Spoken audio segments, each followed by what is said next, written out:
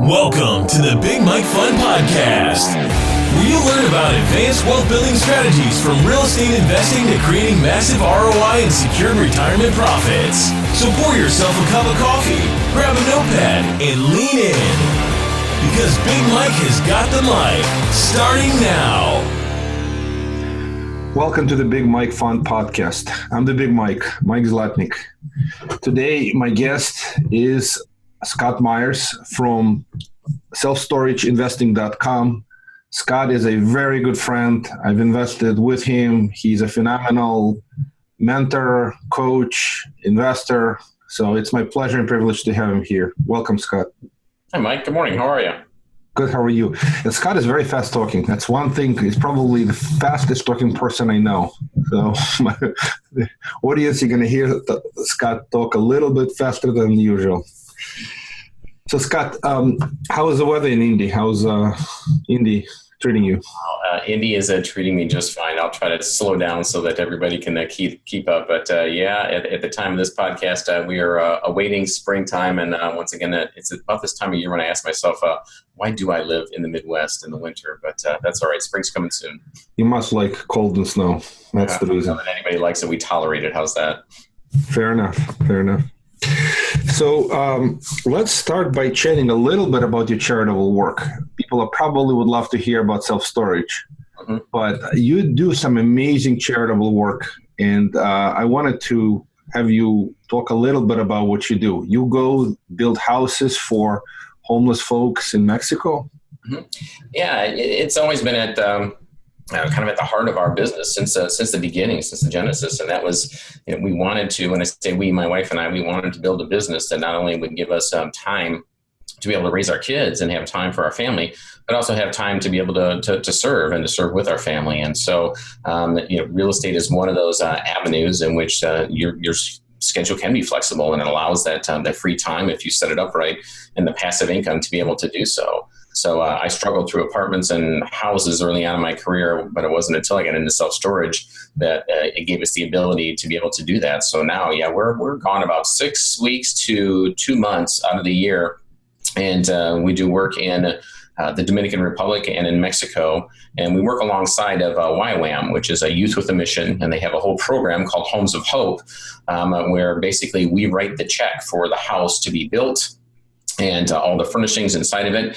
And then we pay for our staff and our students in our investment side of our business to go along these trips with us. And so I not only teach people how to become millionaires in self-storage, but we're also teaching and incubating people to get out onto the mission field and create hopefully missionaries, whatever that may mean for these people, even if it's just coming back and serving in their own communities. And so we do 2 houses a year. This year we'll do 3.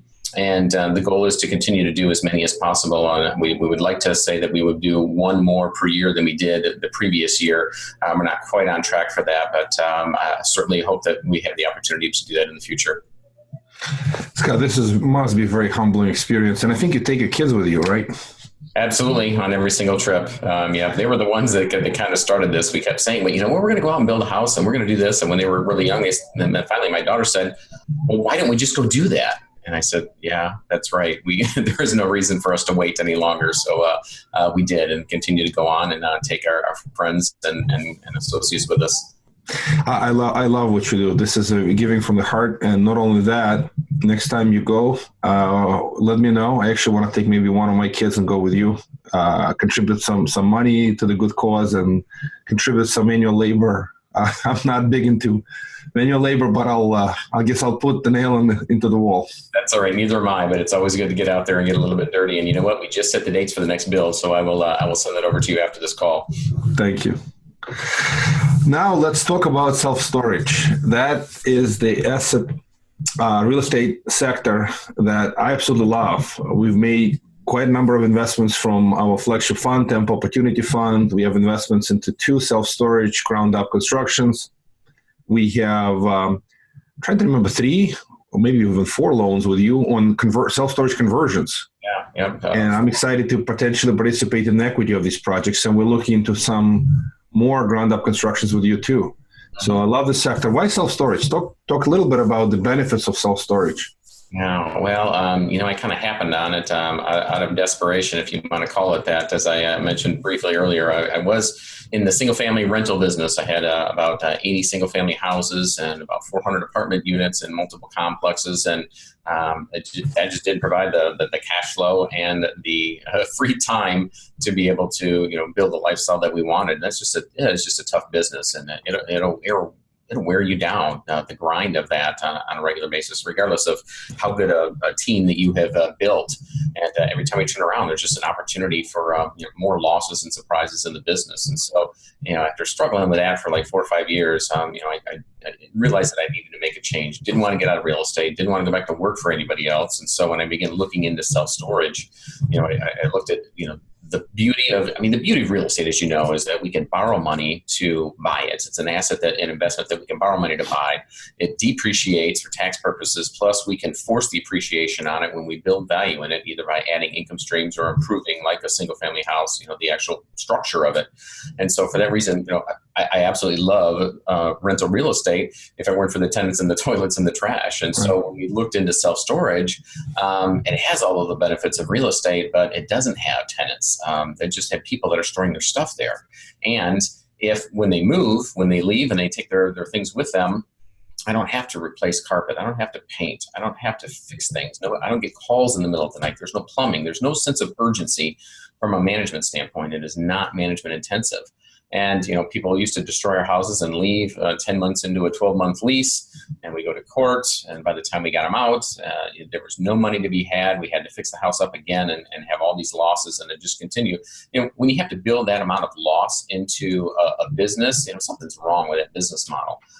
In self-storage, when people stop paying us, the lien laws protect the owners, the investors of self-storage. And so that gives us by law, the ability to lock them out, remove their gate code from the facility. And if they don't pay us, then we have the right legally to auction their items off at an open auction, like some folks have seen on TV. Our losses, our back rent and our late fees. And then when those folks buy a unit, they either put a lock on it and they store that stuff there, or when they move out, still what I'm left with is it's a metal box on a concrete slab. We take a blower or a broom, sweep it out, and we're ready to move in the next person in line.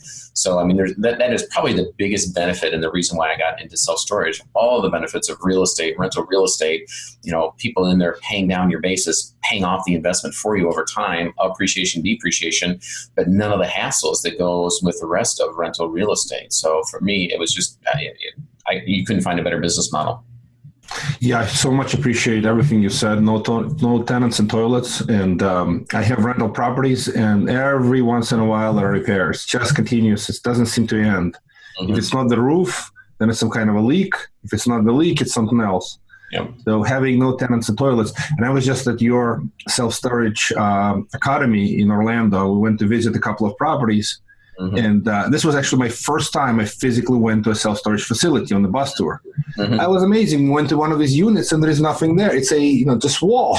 Yeah. People can't steal anything. They can't damage. Yeah, they can go try to bang the wall with a hammer. There's nothing there. And it's very low maintenance. Almost, I don't even know, maybe the roof needs some maintenance, but beyond the roof, there's nothing there. Mm-hmm. And you don't even put electric there. They can't go, turn on the lights and leave it on. So, yeah, it's a very, I guess, simple asset class in comparison to complicated apartment buildings, malls, and whatnot. And the other observation I had about self-storage is the fact it's a business and real estate. Right. And you can get SBA financing as if you were running an operating business. And SBA financing available at like 90% loan-to-value ratio, loan-to-cost ratio, which is phenomenal. Most of the traditional banks will do 75, but SBA will do 90. Mm-hmm. So for the right projects, it's a great opportunity. And it has been, and we've taken advantage of that, and some of a lot of our investor partners and some of our students, because it's an incredible program. I mean, we all know the growth trajectory of our business is usually limited by the amount of capital that we have available, ourselves, as well as our pool of equity investors or friends and family. But man, if you can bridge that gap with bank financing and all the way up to 90%, that just allows us to do more projects. And it's been a great ride. We love the business. Yeah, that's exactly been my observation. And What I wanted to ask you is, can you talk a little bit about three types of projects, maybe talk a little bit about each one. So what I mean here is they're ground up projects. Folks find raw land, and they do, you teach this, and I love coming to your mastermind event and your academy, how folks have to do their proper research, how they should do feasibility study, 1 mile radius, 3 mile radius, 5 mile radius, car traffic in the area, all the basics on the fundamental to understand supply index. And if the supply is below the demand or significantly below the demand, there's a tremendous opportunity in the area. And folks can do a ground up project on their own land. So that's one opportunity. The second one, obviously, conversions. We have projects we finance with you right now that are going through conversions, and there are even potentially bigger opportunities. You can pick up great real estate that was empty, a building, commercial building that was not used, or industrial building that can be converted into self-storage. I think the conversion projects could be really exciting too. And then I guess value add to the existing projects that are underperforming for some reason, they're mismanaged. So could you talk a little bit about each asset? I know it's basics to you. You've thought so much on this, but for the audience, it'd be exciting to hear what are these opportunities. And it's very different from other asset classes, because you go look for a multifamily, you're not thinking of converting industrial building into multifamily. It doesn't happen that often. But with self-storage, it does happen. Yeah, so could you talk a little bit about it? Start anywhere you like. I'll kind of go in reverse order, because that's how our business has evolved. And we begin looking at, the best way to get into self-storage is buy an existing facility. And of course, coming from the apartment world and the single family world, that's how we started. So looking for the value add opportunities. And so, the MO for years was to find an existing facility that is underperforming. It's a tired owner. They took their hands off the wheel. They just weren't, mom and pop that usually weren't up on technology or marketing the facility. And for whatever reason, as you said, it's a fairly simple business. But some of these folks just were asleep at the wheel. And so we go in there and we increase occupancy, raise rents, add all the bolt-on income streams, ancillary income streams that we can add to a facility. And then if there's ground, we sought out properties that were, say, 4 to 5 acres in size, but they had only built on 2, 3, or 4 acres, giving us the ability to, once we cured the vacancy issues, accounts receivable, got rents up, adding the other profit centers, and then we would build additional buildings on top of that. So that's the real value add. Then we started looking at conversions, which is the next easiest step, if you will, to get into the business. And that is, you had to find these industrial buildings, warehouses, vacant Walmarts, grocery stores, you name it, something that hopefully had zoning already in place for storage, or at least with a minor variance or getting a permitted use for storage. It is the buildings, as you mentioned, that they've been picked over by the condo folks or the apartment folks. It didn't make sense for retail. They've been languishing on the market and nobody wanted them. It didn't make sense from a cost standpoint to convert them to anything else, or location, or whatever that may be. So then we would get them for a low cost, as low as possible. And then we'd have this shell to be able to then convert and put storage in. And it was very inexpensive to put up doors and walls inside it. And typically, Mike, the reason why we love the conversion model is because we're focusing on infill locations where the cities aren't granting new permits or zoning for storage. But then also, in fact, it's just a quicker time to market, and less competition. There's barriers to competition, barrier to entry, because it's already in an area that is highly filled with rooftops, with apartments and condos and everything else inside. And then the last piece, which is the ground up development that we talked about, it's a little longer process, a little more laborious, if you will, is finding a piece of dirt in the right location. And as you said, starting with we do our own internal, if you will, a market study / feasibility study internally now, but we still go to the consultants and have them take a look at the market. And they'll draw a 1 to 3 and a 5 mile radius to look at the supply index, look what's coming in place, is the zoning in place, and build out, model out what it would look like to put in, X amount of square foot of self-storage in this market.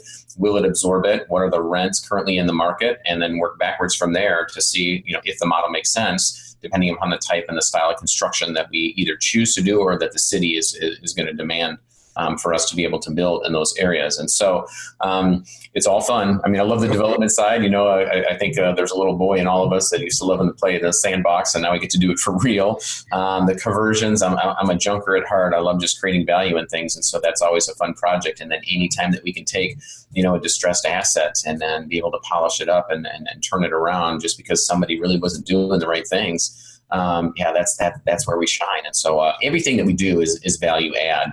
There's really nothing that we do that is just we buy it and it's turnkey and it just kind of produces income stream. That's to me, that is kind of an unsafe way, if you will, to invest if you don't build a buffer in from the beginning. But those are the ways that we primarily focus on making money in self-storage. Now, obviously, there's many more. There's people that wholesale these. They get dirt shovel ready for a developer like myself to come along, and then they flip it to us and they make a profit on it.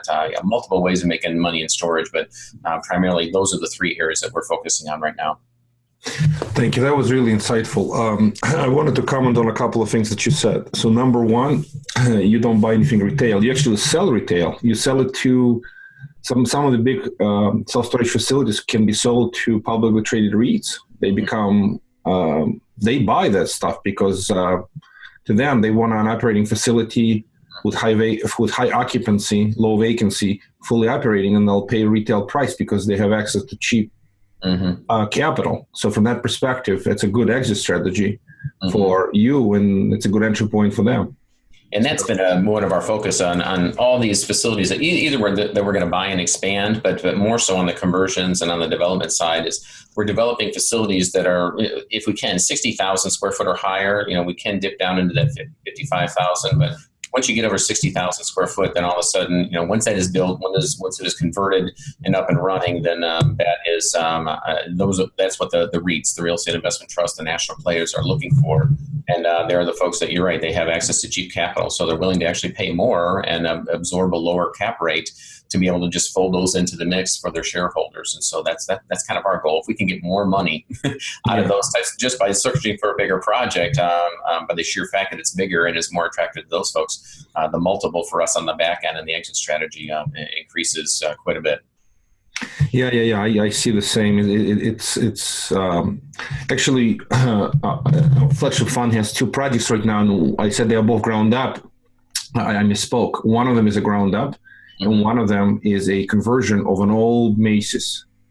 So in today's day and age of Amazon eating everybody's lunch in retail, Macy's, Sears, Kmart's, you name it, many other old department stores, these well-positioned malls that have fresh competition from newer malls and Amazon essentially kill any business in those locations.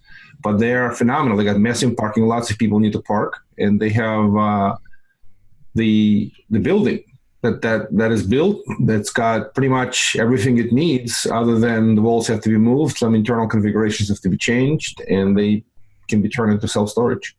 So we have a project in Richmond Heights. I think it's Cleveland. It's in the Cleveland area. So I wanted to say, when I look at the numbers, the financials of these projects, the numbers just look phenomenal. Just the amount of investment and the time it takes is not that terrible, and the risk factor is not that high, and then the upside is pretty good. So it's not a guaranteed, but these conversion projects present opportunity. And then I know we have a couple of projects in Sheboygan that are coming along. So those probably present outstanding opportunities, and I think it's an area of opportunity. It's funny. We do some business injection with Florida with my partners, and we started marketing. We started looking for potential conversion projects or maybe older facilities, and some interesting opportunities have come along. I'll talk to you offline. So. Sure, absolutely. But that, one of the points I wanted to touch on that you mentioned is, the fact that, this isn't a simple business, but you know what, we have a somewhat predictable business model. So for me, that's the fun part. When you can take a look to see what it's going to look like afterwards, you can see what the rent rates are in the market. And if you build X amount of square feet, and when you get to 85% occupancy, once it's stabilized, here's the income, the gross potential. We know what the expenses are going to be, and we know the ratios. And so once we back into that in the project, I mean, it takes a while. There's an art and a science to that. But the good news is there's an art and a science to it. And so we can, fairly accurately predict what it's going to look like. And first of all, whether the project is going to work or not. But then also, we come darn close on hitting our numbers, not only at the exit strategy, but even our lease-up rate along the way. And that's again, one of the beauties of self-storage is kind of like you said, it's a business and real estate because it's kind of like a consumer product cleverly disguised as real estate. We know those numbers as to how many people within a market are going to rent because it's fairly constant. Yeah, it makes sense. I love that. That's my favorite word. If you describe real estate with one word, it's predictability. Especially today in the age of the stock market volatility, that predictability is incredibly low. Yeah. While the real estate is much higher. And I think self-storage is probably one of the most predictable subclasses within real estate because of the fact that what the rent. Also, what I really love about self-storage is that the fact that you could increase the price by a little bit, by 5-10%, and then the tenants don't blink. They're not happy about it. They'll, say a couple of complaints, but in reality, they're not going to move their junk over for $5 a month or $10 a month. Mm-hmm.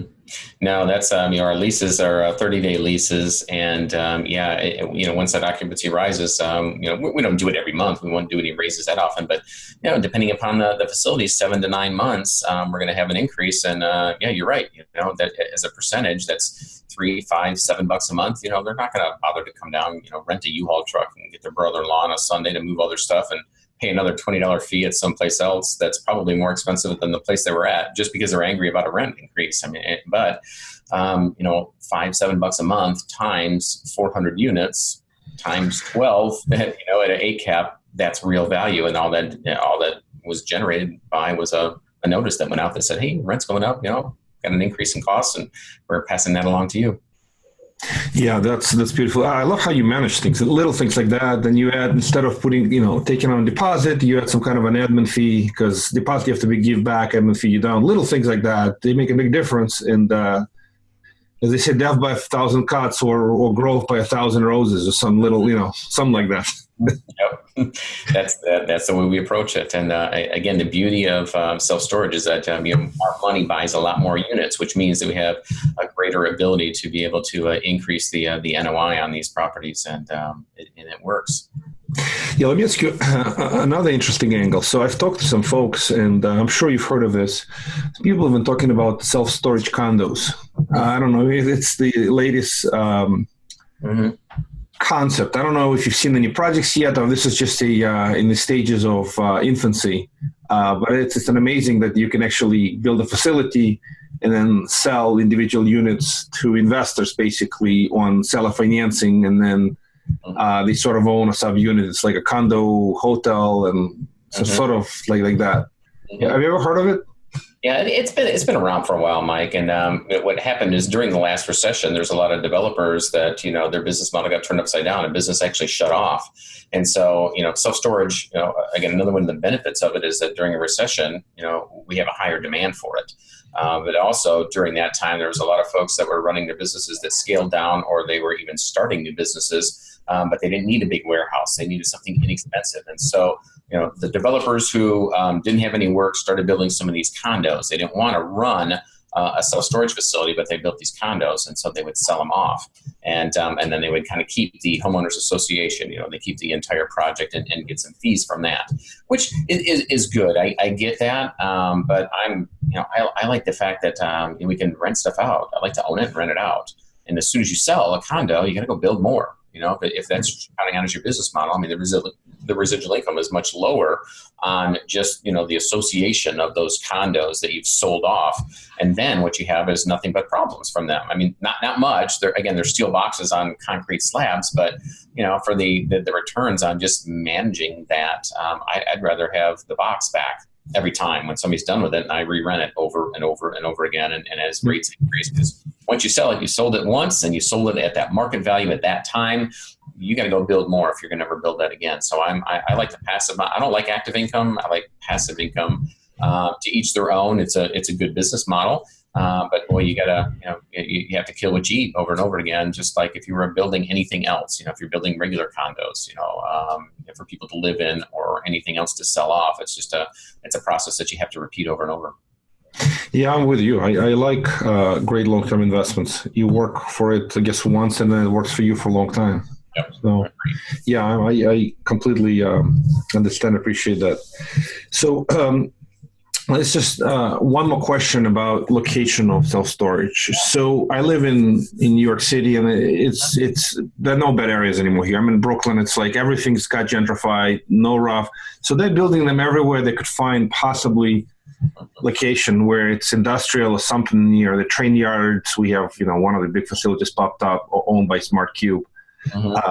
Where residential would never build because the trains are just going, it's just too way loud, but perfect for self-storage. Got it.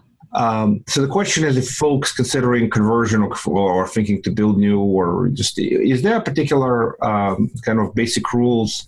Are C neighborhoods good, B neighborhoods, A neighborhoods? Is there particular kind of a thought on this around? Because even, again, you're laughing, we're looking right now in Jacksonville, Florida, and we found some opportunities, and the areas look like a C- area. Do we even look there?